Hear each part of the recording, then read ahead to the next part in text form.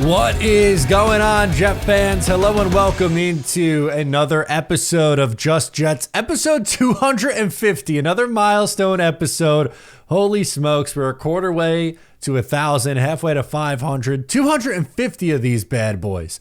I appreciate you guys sticking with me. That is absolutely awesome. I appreciate each and every one of you listening to this. We are going to get into your voicemails as we usually do in the episode. And I want to talk some Aaron Rodgers today because for the second time this season, it appears that a player in this league is maybe, just maybe, taking a shot at Aaron Rodgers. So unfortunately, we saw a pretty poor performance against the Seattle Seahawks. Yes, he had 2 touchdown passes. That's the good. The bad included a pick 6 and numerous missed opportunities. And the title of this video is this episode rather, is a little harsh. Aaron Rodgers done? ? When players are starting to notice things and pick up on trends, opposing players, not players on the team, it's not a great sign. And we got another quote. The first came after, I believe it was either Denver or Minnesota. My mind goes Minnesota. I tried to find the exact quote, but couldn't find which Minnesota defender was saying this. But essentially paraphrasing, was talking about Aaron Rodgers being a little bit skittish in the pocket. Well, fast forward a few weeks to the New York Jets game against the Seattle Seahawks. And go figure, a former number 1 draft pick by the New York Jets, first round draft pick Leonard Williams, now playing for the Seattle Seahawks, been in the league for a decade, had a game of all games.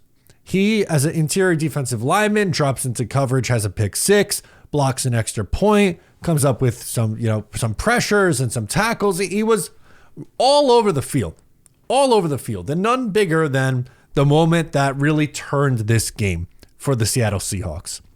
That moment is Aaron Rodgers misses Garrett Wilson. Next play, he drops into coverage. He, being Leonard Williams, drops into coverage and picks off Aaron Rodgers. So here's the quote from Leonard Williams. I think he's an older guy that doesn't want to take big hits like that anymore. So sometimes if he feels a guy coming full speed at him, he's just going to chuck it and duck, which is exactly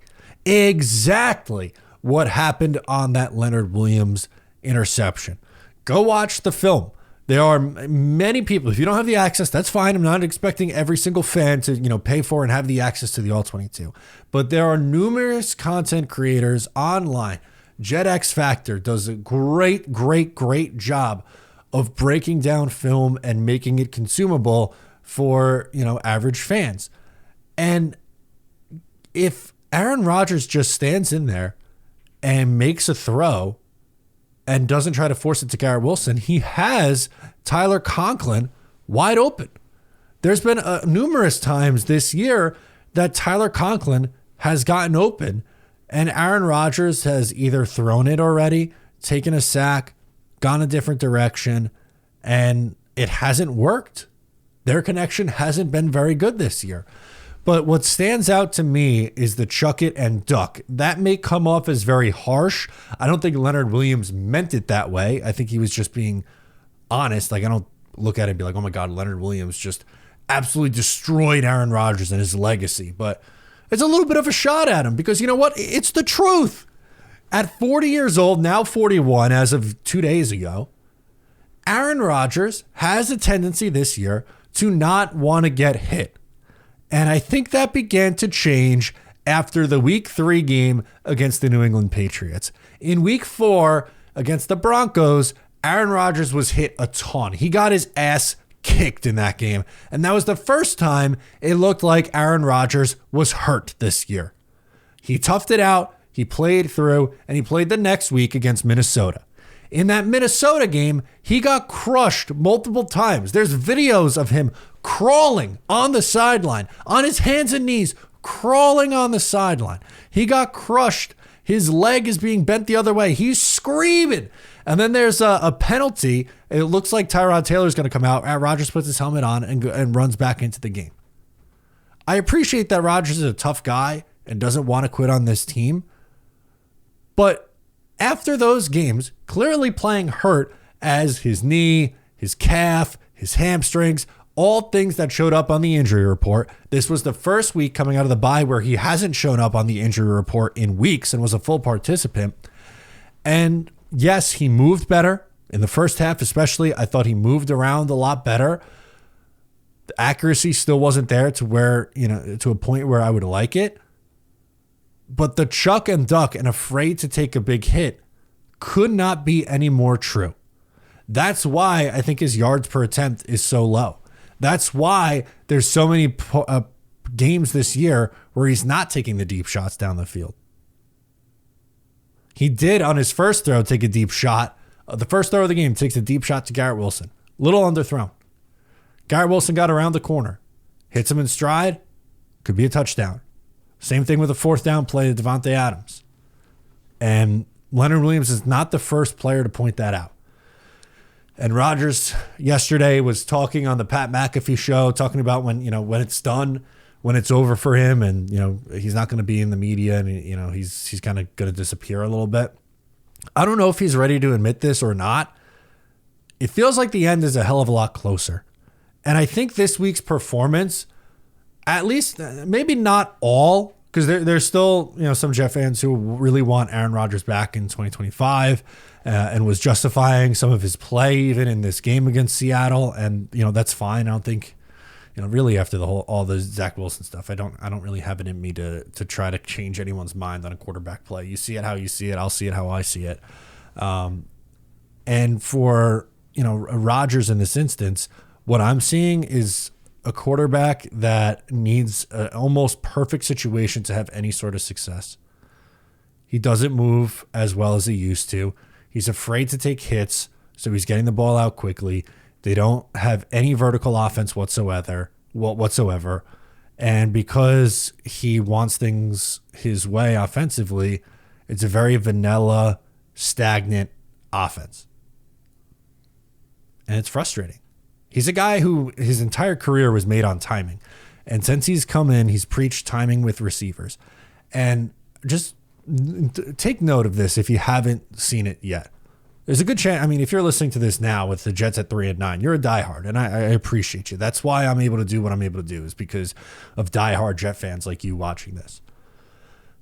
But notice or keep track in your head how many times after a throw that is incomplete, Aaron Rodgers is throwing his hands up, yelling at someone, yelling at himself, staring at the sideline. It feels over. And that makes me sad, genuinely. I don't want to be an Aaron Rodgers hater. I don't consider myself a Rodgers hater. I consider myself someone, since I've started this channel 5+ years ago, I call it like I see it. If something is going well, or I think something is good, I will say it and I'll explain why. If something is going poorly, I'll call it out. I'll explain why I think it's going poorly, and you have the opportunity to agree or disagree, and that's okay. With Rodgers, in this instance, it's going poorly. I don't blame them for trying. I really don't. Unfortunately, 2022 is last year in Green Bay. It plays through a broken thumb. My thought, all right, kind of freak injury here on a hand, like get healthy and you should be okay. Last year, tears the Achilles. 4 plays in. I don't think he's ever been the same since then. And there are some moments in the summer when Rodgers couldn't get hit, by the way, where he wasn't afraid to stand in the pocket and make plays. But with the live bullets flying in the regular season, we haven't seen that guy consistently enough. You saw it in the second half against the Texans. You saw it against the New England Patriots. And there have been other points at times this year where you have seen it. But you've also seen the afraid and chuck it and duck. And I think Leonard Williams is right, which is why I don't think he's back with the New York Jets in 2025. Jets are going to be in for some change. Let's get into your voicemails on the show. We're going to start out with our guy, Peter from the beautiful Hudson Valley. What do you got for us? Hey, Matt. It's Peter from up in the beautiful Hudson Valley calling in on the Sunday after the loss to Seattle, clinching the, as you said and others already mentioned, the 9th straight losing season for this team. I originally wasn't going to be watching this game. I was going to be out working today, but apparently I got sick on Thanksgiving. My usual volunteer work. Great. So hopefully I'll start to feel better in the next several days and get past that and get past this Jets loss, which, by my calculation, went, back to the fact that I've been a fan for, like I said, nearly 45 years and 16 games most of those seasons, 17 games the last few seasons. I think we're in the neighborhood of, this has got to be the 500-plus different way this team has lost a game. Penalties down the stretch. Fantastic. That Seattle scoring drive just kept going and going and going because this team couldn't get themselves off the field. One penalty after another after another. Someone can't count and see that they put their, Gibson out there to possibly get a punt, and now there's 12 men on the field. Or the horse collar tackle by Solomon Thomas, or this thing, or that thing. It's just every little missed opportunity. Aaron Rodgers couldn't hit a wide open Garrett Wilson for a score that would have put him up big time. Leonard Williams calls his own number, 92, on the amount of yards he returned for that touchdown, because that's what he used to wear when he was a Jet, was 92. And then the defensive secondary getting decimated in the second half with injuries, Eccles, and then Bede, and then Carter, and then Reed's back, and then Sauce is out. And then Carter Warren having come in for Morgan Moses. Don't know the extent of what's going on there, but hopefully we get some good news on all those fronts this week. But again, the 500-plus different ways this team can lose a game is frustrating and sickening and tiresome and just ridiculous. Like I said, I wouldn't have watched it if I'd have been out working today, if I'd have been healthy. Next week probably will be the same. Hopefully I'm healthy enough. And I won't be watching. I'll just watch the highlights or lowlights after the Miami game. Yep. I don't have any questions for you. I don't know what else we can do other than just tank and get a good draft pick at this point. As always, go Jets. Peter, I appreciate you. I appreciate you. I hope you feel better, man. I hope you had a happy Thanksgiving. And good on you for volunteering around the Thanksgiving time. It's a good time to do that, the holiday season.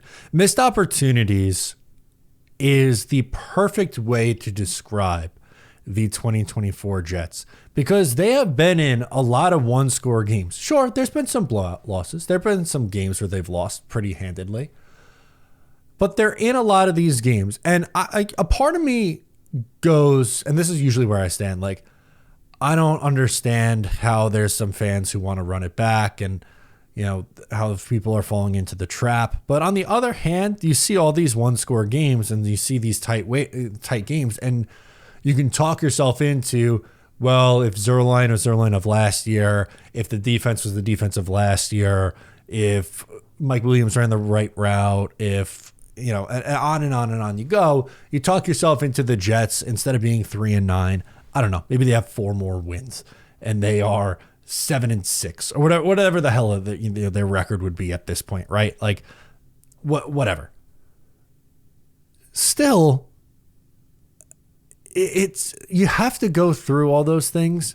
And also, number 2, bad teams find ways to lose close games every week, and good teams find ways to win close games every week.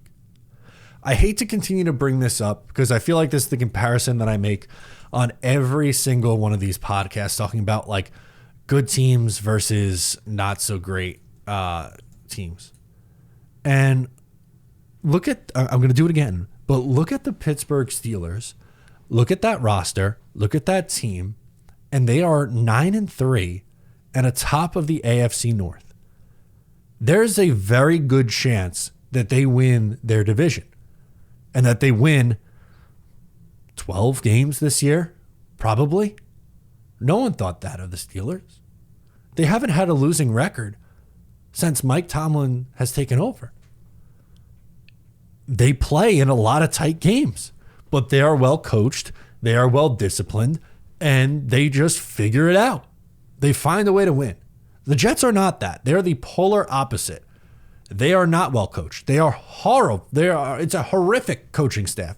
And these players don't have it in them. It's also on the players too. Players can't get a free pass in all this. They fold. They take these absurd penalties. Like Solomon Thomas might be upset about a horse collar tackle on, what was that, 3rd down, 4th down, a stop where it looks like you're going to get off the field. How about don't pull someone down by their nameplate? Like, you could just not commit the penalty instead of complaining about it being a ticky-tack call. How about don't commit penalties? Don't give them a reason. Missed opportunities. Great description of the 2024 New York Jets. Missed freaking opportunities. Vic from Florida is next. He's got a little bit of a rant for us. Yo, Matt. Vic from Florida, man. Haven't spoken to you in a while. I didn't mean to ghost you. You're good. I had to kind of take a little hiatus from the Jets, but I tuned in. Now I'm still tuning in. Who am I kidding? Just not as invested as usual. Anyway, I hope you had a great Thanksgiving break. Yesterday, right? Tuned in. Again, not invested. Was excited. Got some excitement. I mean, special teams playing pretty good. Obviously, some turnovers, some big plays, right? Creativity in the offense down in the red zone. We're up 14-0. Hey, we're back. They're reeling me back in. Reeling me right back in. Reeling us all back in. Can we turn this ship around? Can we play for pride? Can we win a few games underneath our belt? I'm not about tanking. Seriously, I hate losing. Right? I don't understand the tank BS. I don't care if we have the first pick, second pick, third pick. We're going to blow the pick anyway. So might as well just win and enjoy the the product we're putting out on the field. So we're up 14-0 at half, and looking good. Sure enough, coaches don't make any adjustments. The opposing team makes adjustments, and they shut us down in the second half. I mean, it's so blatant that we're so out-coached. It's not even funny. I mean, even a moron like Woody Johnson should know. Like, our coaching staff just cannot make it happen. And we don't have then we don't call timeout again. Don't even make it competitive at the end. It's just one blunder after another, after another, after another. I don't care what pick we have. Let's just go offensive line, just per usual. I know you're pretty high on that defensive line from Michigan. That's fine too. I don't care. It doesn't matter what we draft. It really doesn't. What matters is a new GM and new head coach come into our building and literally change none of this BS. Put this shit on excuse my French. Put some cool stuff on a T-shirt, up on a wall, all cast over it. It's all fake. That's fugazi, bro. Fugazi. We need some Great real word. coaching come in and actually coach us up at all levels. OC, DC, head coach, positional coaches. The practices need to be ran differently. Everything needs to be done differently, and it might take a year or two. I don't care if Rodgers comes back. I think he should. I think it would be good for the younger quarterback to learn from him. But again, it's mathematically eliminated weather down here in Florida, man. It's what we call it. We don't call it football weather down here. It's mathematically eliminated weather down here at 50 degrees down here on the beautiful Space Coast of Florida. It's it. Another year, man. Another year, Matt. But you know what? It is what it is. Like I said, hopefully we do it right this time. What are your quick question? I know you're high on the defensive lineman from Michigan, but is there any offensive lineman right now that stick out to you? High need. We need. He cuts off at the end. Not real. I would be shocked if the Jets went offensive line early in the draft, and I don't think the offensive line is nearly as big of a need as what some people are making it out to be. The Jets are going to have 4 of their 5 offensive linemen next year are playing right now. It's going to be Olu. It's going to be John Simpson at guard. At center is going to be Tippmann. AVT is going to be right guard. You might need a right tackle. I think the best offensive lineman in this class is probably Will Campbell out of LSU. I would be surprised if the Jets went that route. You can make a case, right? Because you could argue they need a right tackle. Maybe they sign Morgan Moses for another year and then take a swing at tackle somewhere else in the draft. I know picks on the offensive side of the ball haven't really worked out outside of round 1 over the last few years, but hopefully the GM can find some talent on the offensive side of the ball, a little bit further outside of the round. I do like Mason Graham a lot. Another draft crush that I've found myself absolutely loving is Tyler Warren out of Penn State. I really hope there's a world where he falls to the Jets at the top of the second round. I've seen mocks with him as early as like 15th in the draft and as late as like the middle to end of the second. He's a 6'6" tight end who's not only a good pass catcher but blocks really well. I would love to add him. I think the Jets need help at tight end too.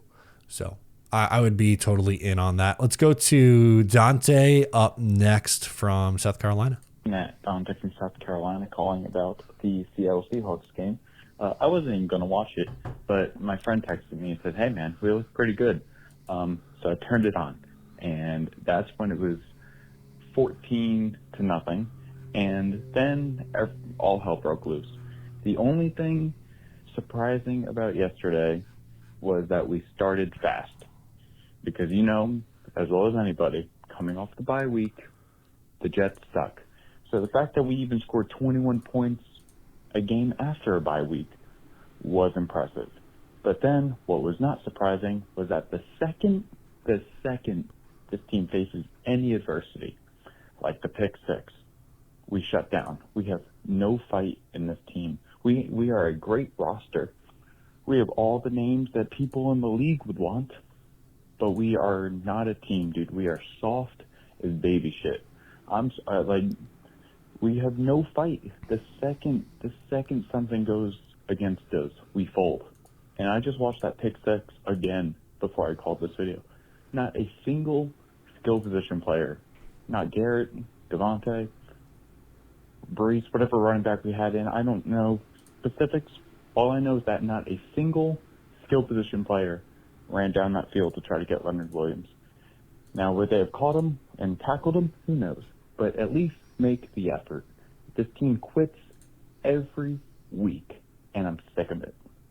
And I don't know who we bring in to make that not happen, but something needs to change. Go Jets. Hope your Thanksgiving was good. Thank you, man. I hope yours was as well. The effort can be frustrating from this team sometimes, right? It feels like a team that quit. It also, and I know you didn't necessarily bring this up, but it sparked this. Your call sparked this thought for me, Dante. They're a team that points the finger, whether it's Rodgers with the wind, Rodgers with the 11 guys on the field comment, DJ Reed, love him, but DJ Reed after the game, and the referees. I hate that it seems like from the players to Rodgers to Joe Douglas when he was here to Robert Saleh when he was here, it feels like it's everyone else's fault but their own. They're trying to look to pass the blame on somebody else but themselves. And that's what really gets me. That's what really drives me absolutely nuts with it. Frustrating. Constantine's back again. Constantine, what do you got? Hey, Matty, Constantine from PA. Let me begin by saying I hope that you and all my Jets brothers out there had a great Thanksgiving. You too, man. Now, back to business. As far as the Jets are concerned, that was a disgraceful performance yesterday. And you know what? DJ Reed, you really need to shut the F up. You really do, man. Because the bottom line is, are you going to blame the refs for the 15-point comeback from Seattle? Are you going to blame the refs at the fact that Aaron Rodgers had Garrett Wilson wide open in the end zone and totally missed him? And then the play right after that, he gives up a 90-some-odd yard interception to Big Cat Williams, who used to play for the Jets, that we just gave away to the Giants. I mean, are you going to blame them for that too? I mean, let's just blame the refs for everything. Let's blame the refs for Robert Saleh. Let's blame the refs for Douglas's picks. Let's blame everybody. And another thing, where is Sauce Gardner? Is he like on the IR or something? Is he even on the field? I mentioned it last year to where I felt like, what if we traded Sauce Gardner and got even more talent or maybe a better offensive line for Rodgers? And you basically said, no, I don't want to hear it. But you know what? I guess you would be open to it now because the guy had... Hold on. I'll play the rest of the call. I'm going to go back to it. But this was not the game to go, where was Sauce Gardner? This past game against Seattle was probably his best game of the season. And the offensive line's been really, outside of 2 weeks, has been pretty good this year. They were horrible against Denver and Minnesota. I'll give you that. They were really bad against Denver and Minnesota. But since then, and especially since Olu's come in and replaced Tyron Smith, this line's been good. Four of the offensive line positions already filled for next year in 2025. So no, I'm not trading Sauce Gardner for another offensive lineman. I'm not saying there's a world where you can't trade Sauce Gardner in the offseason. If a new regime, new coach, and GM come in and they want to reset some things, and their choice is to trade Sauce Gardner, it would have to take like a Jamal Adams-like haul for me to do it, by the way. I'm not selling low after a down year. And it's fair to say that Sauce hasn't been as good as he has his first 2 years. But the guy's been it was an all-pro his first 2 years in the league. He was awesome. So I think that's a little harsh on Sauce. But all right, back to Constantine. He hasn't done anything. I mean, he's a gimmick. Sauce is a gimmick. He's not a top cornerback. And if anybody wants to argue that point, I'm here. But the bottom line is, this team is atrocious.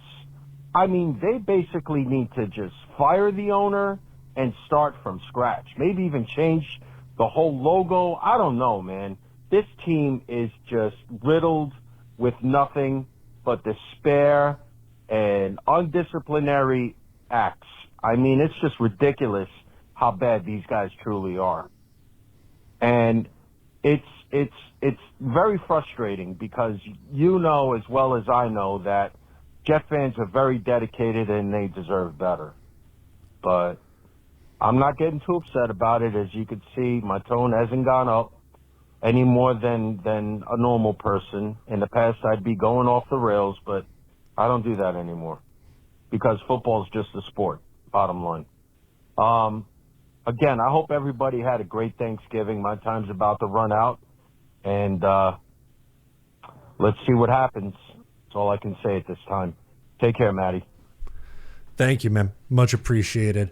Yeah, I think you're a little harsh on Sauce Gardner, who I'll repeat. I think he hasn't been nearly as good this year, but I don't think this is the week to. I don't think this is the week to get on him. I really don't. He's in danger of missing this upcoming week against Miami with the hamstring. He didn't play, I guess, in the tail end of the fourth quarter, and he's in danger of missing time, which he hasn't. He's been very healthy through his first 2 years. He missed one game with a concussion against the Eagles last year. So we'll see what they end up doing there. Let's go to Rez from PA. Hey, Matt. Rez from PA. How you doing, man? Hope you're holding up good. Actually, last time we spoke, we got pounded by the Pats. Not really pounded, but you know what I mean. Just wanted to recap back on these GM coaching search. I just wanted to get your thoughts on what if we go the Vrabel route, right? It's obviously my preferred route. I think most of us can kind of come to the agreement that we hope to get Vrabel. But one of the things that I've been trying to dig up is who would be the actual GM. I mean, I guess this whole tenure with Vrabel getting kind of the Parcells control, I'm not really on board with that. No, I don't think you should be, by the way. There are some connections that could be interesting if, say, he comes in as the incumbent head coach and he's able to elect his GM. Chris Polian's also a senior advisor for the Cleveland Browns. So, I don't know what you thought of that. There's also the former OC Chad O'Shea. Obviously, this is the Patriots connection. He's there as well. I just wanted to get your thoughts on that, see what you think. Or say we get, just to say those three, bring them in. How would you feel about that? Anyways, man, I hope you enjoy your holidays. Thank you. I cut down on the whiskey, even though we still keep taking these L's. Cheers, man. Happy holidays. Take care. You too. Thank you for the call. Yeah, on Chad O'Shea, that's the one that you mentioned last, and I was Googling to bring up how he did in Miami. Not great. 27th in points. 27th in yards, 25th in points. Was a wide receivers coach in New England from 2009 through 2018. after having the one and done in Miami in 2019, has been the wide receiver coach and passing game coordinator for the Browns from 2020 through 2024. I'm not the hugest Polian fan, but if that's what it takes, like if you need those three guys in here to get Vrabel, I think you do it. Now, some GM candidates that I'll give you that I really like a lot are names that you've probably heard. Mike Borgonzi, who's an executive with the Chiefs. He's been there for 15 years, so it's not like he's kind of just getting on the coattails of the Patrick Mahomes era. I think he's done a lot. I also like Ray Agnew from the Detroit Lions. I think that would be an interesting one if they decided like to pair Agnew with one of the coordinators of the Detroit Lions. Could be interesting. Ben Johnson, obviously offensive coordinator. Defensive coordinator, we know very well, Aaron Glenn. Those are probably my top two guys. I also like John Dorsey, former GM of the Browns. Better served in his time in Kansas City. They have options. Those are probably my three favorites, but I wouldn't be upset if that's the three guys that end up making their way over. Let's go Neil up next from Jersey City. Hey, what's up, Matt? This is Neil from Jersey City. Hope all is well. Just fall to the Seahawks in embarrassing fashion again. You know, it seems to be the cycle, just rinse and repeat this year. I just checked out your video on Rodgers and his inability to take accountability, it seems, right? Like talking about the wind gusts and missing Garrett Wilson on that pass that would have been a touchdown, other things like that, saying there's 11 guys on offense, And to me, what strikes me is that this is just behavior that, and I know he's considered the GOAT, much to our chagrin, but this is stuff that Tom Brady would never have done, Yeah. And I say that because, he's, meaning Aaron Rodgers, is in the same company as I think Tom Brady. Tom Brady, of course, being, again, the GOAT and just above everyone when it comes to that conversation. But, like, I just look at it, I'm like, this guy doesn't have leadership. Like, and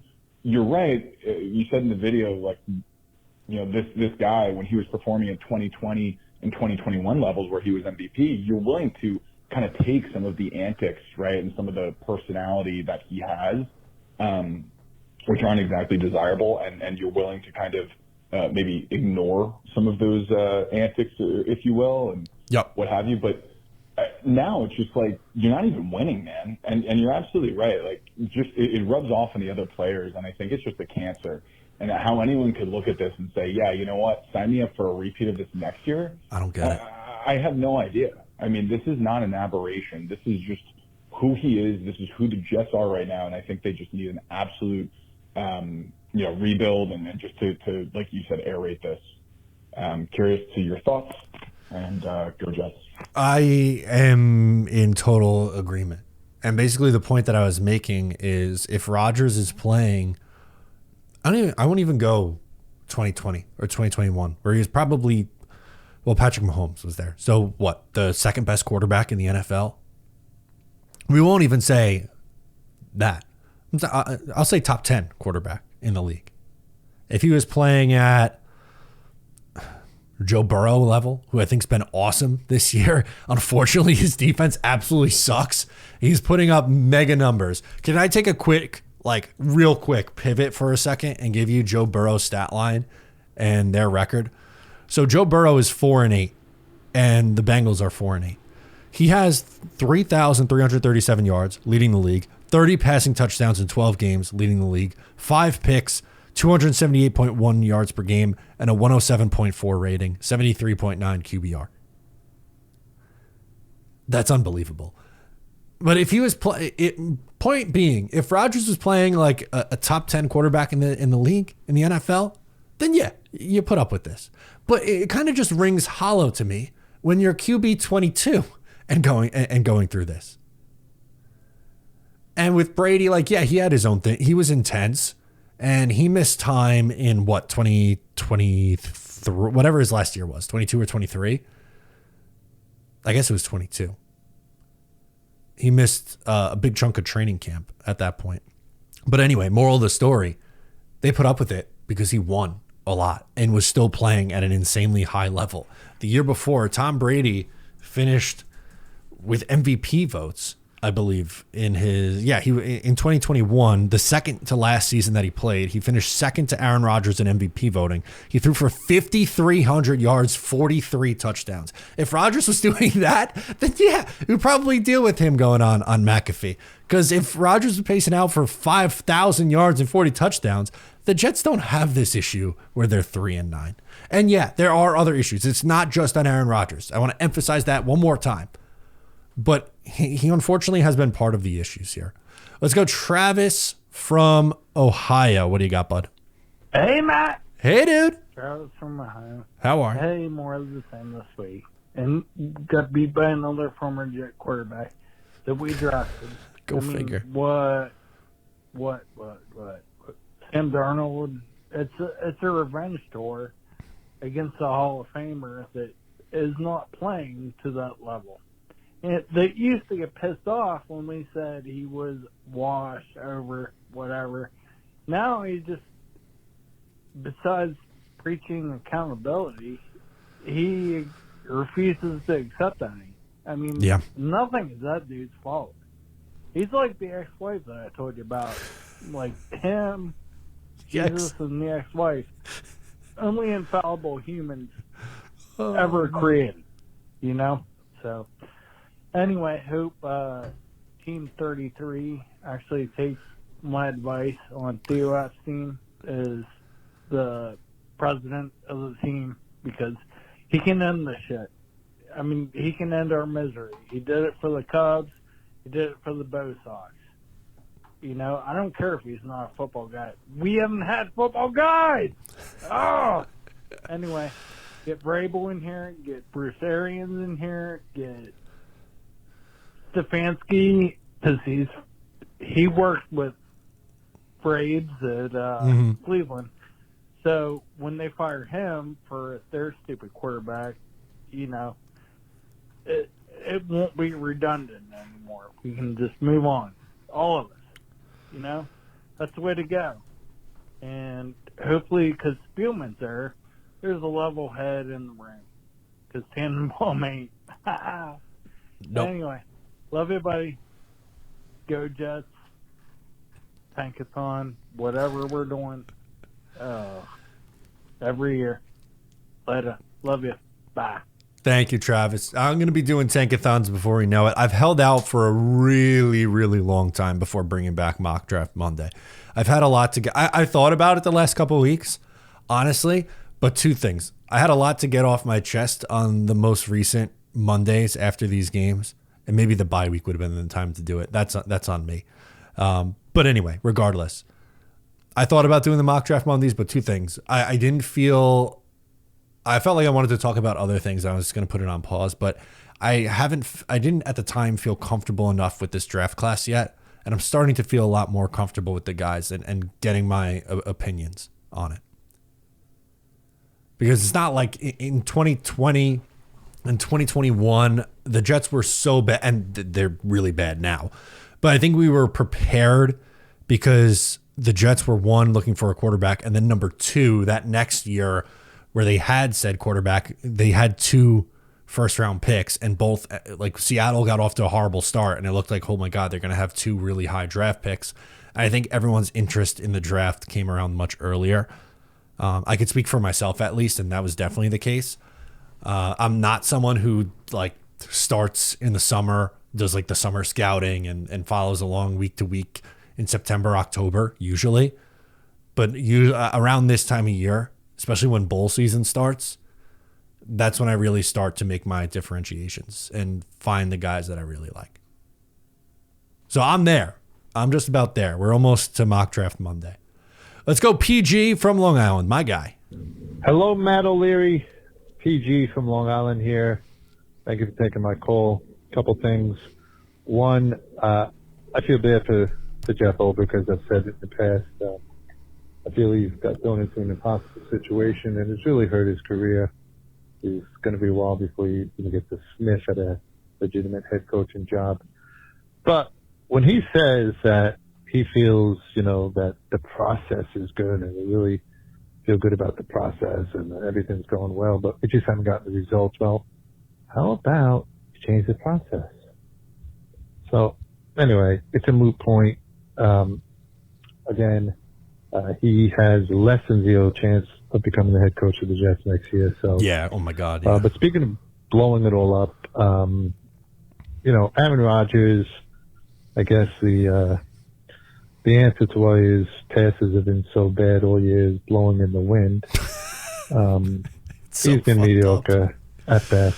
And we had a lot of young players who are coming up onto their second contract.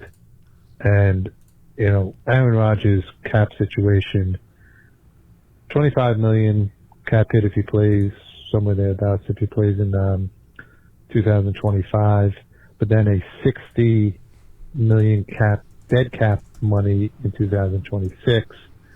My understanding is if we cut him post June 30, whatever, in 2025, it's a $49 million cap hit over 2 years. So, we saw this year we're really not a Super Bowl contender, no matter who's quarterback. Do we really want to pay $85 million for Aaron Rodgers over the next 2 years? I don't think so. I think it's clear that we need to move on from him.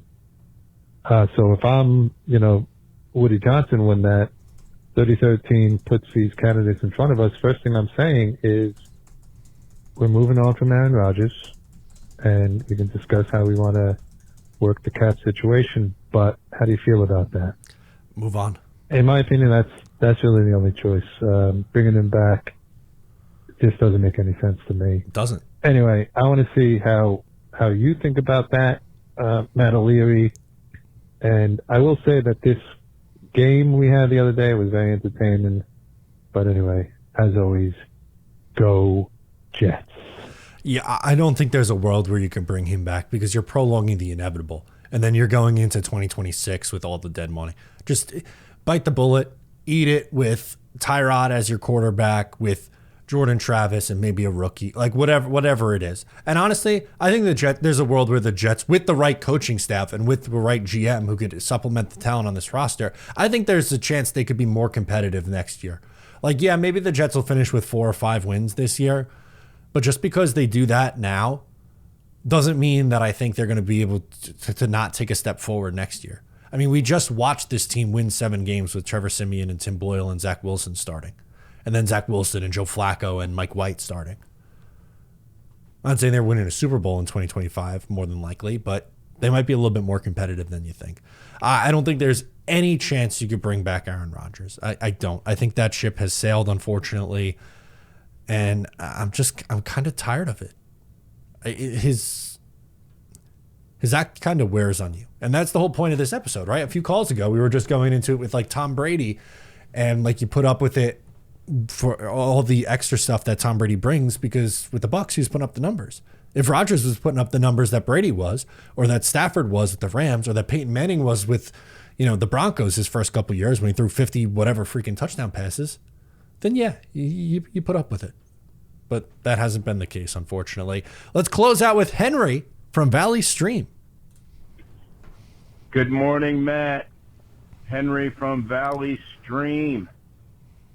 Just finished watching your No One's Accountable. Everybody should be accountable but me podcast, and I thought that was great.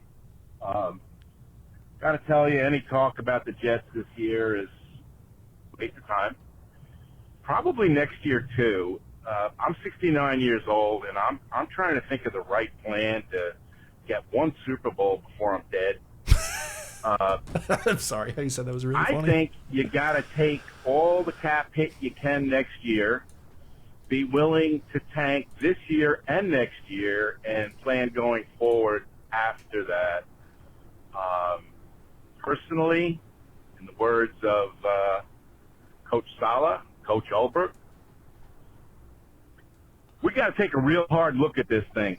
And I think that means getting rid of all of the stink in the building. And that might mean everyone. And I mean it, everyone. We have some good players, but I don't know, trying to hold on to the bits and pieces and get a new culture. I don't know if that's going to work. Love Garrett. I think you might want to give him up to get draft capital so you can get a whole new crew in. Same with Sauce. Same with Brees. These guys are great players, but I don't know that they're gonna be great when we have a chance to win something. So I'm in for selling off everything, getting rid of everybody, and starting real fresh. Let the new coach, hopefully it's Vrabel, pick and choose what he needs to get us where we got to go. Anyway, I need Peter from upstate New York to come on the show now and calm me down, okay? So if you could arrange that, that would be great. Look forward to the rest of your podcast. Say hi to Ryan Greenbean. Will do. Have a great week, Matt. Bye. Henry, appreciate you. I'm the same with Peter. Starting us off, I think was very needed. I really needed to see that. Can I give you some pushback? Love the call, Henry. Appreciate you. I know that every single time a new GM and new coach comes in, they have ideologies and thoughts on the roster, and they make some changes that you might not necessarily agree with at the time. I can think of a few examples in past Jets history. Number one, Eric Mangini moves off of John Abraham.